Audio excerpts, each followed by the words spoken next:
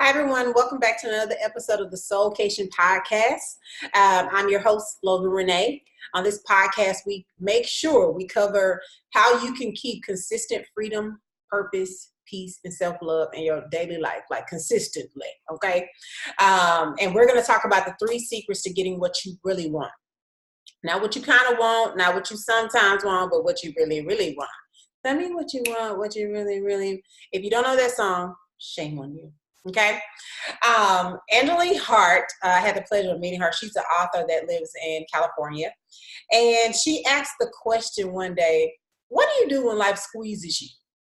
And in my mind, I was like, you got to surrender. You have to surrender. Your plan may be good, but it may not be the best. And I know for the planners of the world, we don't like to give stuff up. We don't like to hand our baby away. We don't trust people with, our business plan. There's some stuff that even our logo, honey, we hold on tight and we get offended about everything. It's super hard to surrender stuff, especially when it's so close to home and it's your baby and it's something that you've been working on. But sometimes surrender is the best thing that we can do. If you're planning a wedding, if you are about to take the bar, if you're trying to apply for school and the application process is super stressful and super hard, if you are trying to figure who's going to do your social media, or help you, with some of your business planning, you're going to have to surrender. It's super hard, but I feel like for us to get to where we really want to be or get what we really want in our life, there are areas of our life that we can't fully control and have our hands a part of or touching. And some stuff you're just going to have to release. It's the hardest thing to do. Lord knows I know. But there is safety in surrender. There really is safety in surrender. Perfect example, me moving to California. I had never visited the state. I signed my lease without even walking in. I signed the lease before I walked in the door. It was crazy. Like, it was truly a faith move. And it wasn't super hard to do, but it was hard to explain because people did not understand. I mean, to this day, my family like, girl, what you doing? Why you out there without your family, honey? And I'm like, it's okay. I'm safe. I'm alive. I'm living. I'm breathing. But it's very hard for them to understand. But surrender looks like not knowing how everything's going to turn out, but knowing that you have somebody that has the plan, has the blueprint, and he's going to take care of everything, And what I've learned is you can't be in control and surrender at the same time. You can't. It's impossible. You can't be in control and say, I'm going to give you this piece. You got to surrender really the whole plan and trust it's going to work itself out. And I'm saying surrender to God. I'm not saying to random folks, child, just so we're clear. The second secret is peace. If you want to get to where you really want to be and get what you really want out of life, out of your goals, out of your destiny, out of your purpose, if you're trying to get all of it, okay, peace has to be a factor. The second secret is peace. And if you want immediate peace, this is what I mean. First, you got to look at it like it's a daily practice. Incorporating peace in your daily life. Like if you're stressed out, overwhelmed, either meditation, prayer, journaling, it has to be something that you're going to incorporate in your daily practice so that there is peace. Either waking up, for me, my routine, I have to listen to a message as soon as I get up. While I'm getting dressed, getting my morning routine together, I have to listen to a message. That's how I center myself, get myself ready to be at peace, honey. Okay? When I don't listen to a message, I'm a little different, okay? I'm a little different person. So the best thing for me to do is give me a little message before I go without my little business. It saves everybody I come in contact with. But if you want immediate peace, number one, you have to stop explaining yourself. You got to stop explaining yourself. Baby, we get stressed out because you got to come up with a story or a lie. And it takes a lot of time and it takes a lot of energy. And then you end up telling too much of your business. All you have to say is, girl, I know your event is going to be amazing and I can't make it. Catch me next time. Let me know if you're free next Tuesday. if you have to reschedule or something. But it doesn't have to be, I got to drop off the kids. I got to cook dinner. I got to drop off my friend. I got to pick up my friend. I got to take my friend to the doctor. But then, my leg was hurt. And then I went to the gym, but the gym was closed. So I went to too much. Too much. You don't have to explain everything. For somebody that you love, you respect, be like, girl, running late, too much going on. I'm so sorry I can't come. It doesn't even have to be. Sometimes we go into full explanation. Even if you cut down your explanation to like 2 sentences, that will save your energy. That will keep your peace than having to stress out about what you're going to text, going back and forth, erasing it, rewriting it. It's too much.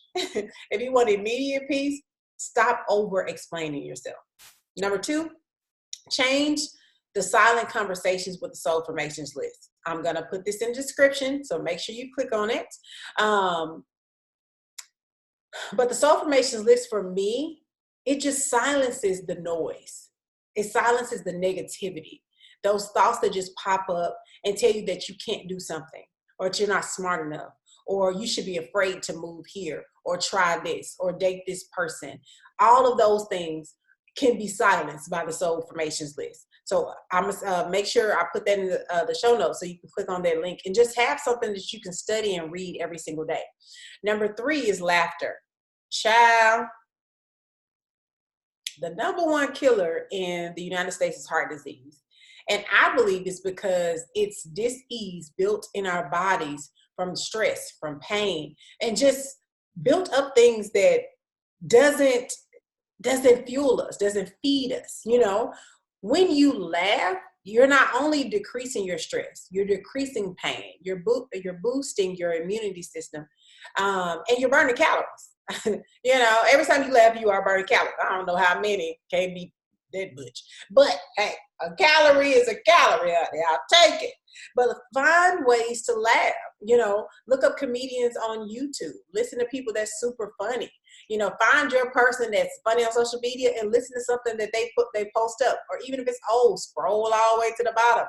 Find ways to laugh every single day. If you want immediate peace, find ways to laugh. Listen or read the soul formations list and change those silent conversations that you're having in your mind and stop overly explaining yourself. Super, super important. The third secret and the final one is, if you want to get to where you really want, forgiveness is key. Forgiveness is key. And the biggest key, on top of that key, is remembering that you forgave. Forgiveness is key, but you got to remember that you forgave this person, or forgave the situation, or forgave yourself. A lot of times we walk back and forth with forgiveness. It's like a yo-yo. You know what I'm saying? Either you forgave or you didn't. This is not a back and forth type of thing. This is what people are lost about when it comes to forgiveness. Forgiveness doesn't mean we're about to be besties after this conversation. Forgiveness means I forgive you. I'm able to move forward. We might be friends. We might not. We might be cool and we might not. Sometimes life has already been formed. Your circle has already been shaped and that person does not fit in that anymore. And there's nothing wrong with that. It's hard to say to people. It's uncomfortable, but it's the truth. Forgiveness doesn't mean I'm inviting you back into my circle.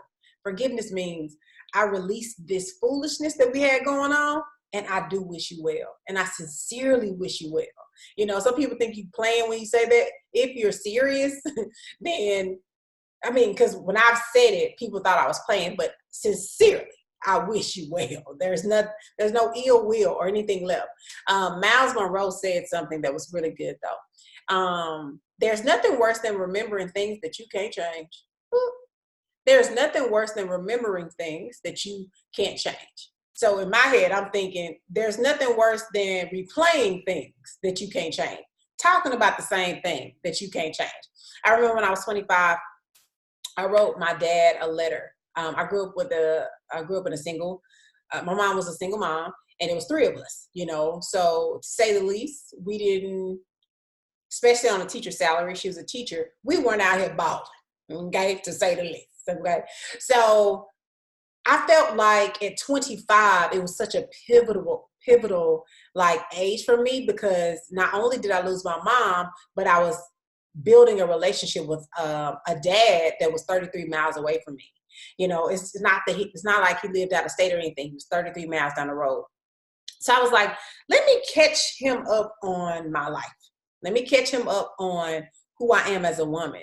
You know, even though I'm his daughter, I'm a friend, I'm a cousin, I'm a niece, I'm an employee. Like, I have so many other titles besides daughter. I want him to meet me, you know, because my mom she was previewed to every single thing that I did.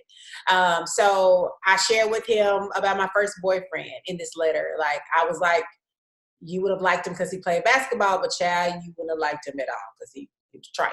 Okay. I shared with him about me winning homecoming queen at a predominantly white institution, and how huge that was for me as a dark-skinned woman that doesn't have long hair and colored eyes. And I wasn't small at all, you know, I wasn't petite. So I didn't fit any box, any standard, and how big and huge that was for me. And for the first time, my dad told me he was proud of me at 25. So not only was I able to forgive him and release some stuff in the letter, in return, my dad said he was proud of me. And that was golden. 25 was a life-changing year for me. A life-changing age for me. But it also provided a lot of healing and freedom for me too. So forgiveness is huge. Forgiveness is huge. But then after you forgive, reminding yourself that you forgave. It helps you what am I trying to say? In the best way. It keeps you from going back and forth. Keeps you going back and forth with this person, or going back and forth about the same sad story. Okay, he wasn't there. He left. He didn't do this. He didn't do that. It keeps you from yo-yoing to the same sadness. Forgiveness is changing the conversation and the narrative, how you talk about a person, how you talk about the situation. And when you truly forgive somebody, the conversation is so much shorter. Even if somebody's asking you about what happened in a particular relationship, friendship, or whatever, it's shorter. I notice when I've forgiven somebody, I be like, yeah, child, we talked about this. And it's like 3 or 4 sentences and I move on. Because it's no longer worth your energy. It's no longer worth your time. If you really want to get what you want out of life, forgive. And not only forgive, but remember that you forgave that person. Remember that you forgave that situation. Remember that you forgave yourself. So when you encounter that person again, or that situation comes up in a conversation, be like, I'm healed from that. I forgave that person. I forgave myself. We good. And move on. People be like, for real, girl? Oh my God, this happened to me the other day. One of my exes is doing something that's really phenomenal. I'm really happy for him. I never thought in a million years I would say I'm proud of him, or because he hurt me. So I never thought I would get past it. And to hear, he's doing something well and sincerely be happy for him, I was like, yo, I'm healed. I never thought I would get here, but it feels good to say, that's what's up. Like, I'm proud of him, and mean it, and not like saying it to be funny. And hear something and not tell my friend, like, hey, I don't want to hear that. Like, sincerely, like, wishing somebody well that potentially hurt you. But that's what forgiveness is.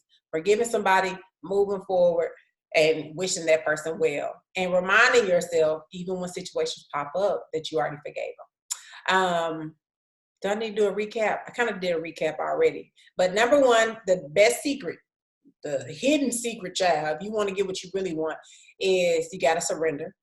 You got to incorporate peace into your daily life immediately. And there's 3 ways I gave, which is laughter, not explaining yourself and changing the conversation. And lastly, forgiving yourself. But not only forgiving a person, yourself, or the situation, but remembering that you forgave. Make sure you all give this podcast 5 stars right after you subscribe. If you are on YouTube, just make sure you like it and leave a comment under the video. I would love to hear what nugget you pulled from, what situation that you've had to forgive yourself for. and had to remember that you forgave yourself for, or somebody else if you're willing to share. And make sure you just leave a comment, because I just want to read them, especially if you're listening to it on the podcast. If you feel like you're lacking in business, if you're lacking with self-confidence, if you feel like you're just not clear about what moves you want to make this upcoming year, please sign up for the free consultation call with me. That's in the show notes also, and that's also on the video on YouTube. And I would love to hop on the phone with you and see how we can work together and see how I can help you. Yeah, that's all I have for you all. Make sure you subscribe, like I said, and I will catch you all on the next video and on the next podcast. Have a good one. Bye-bye.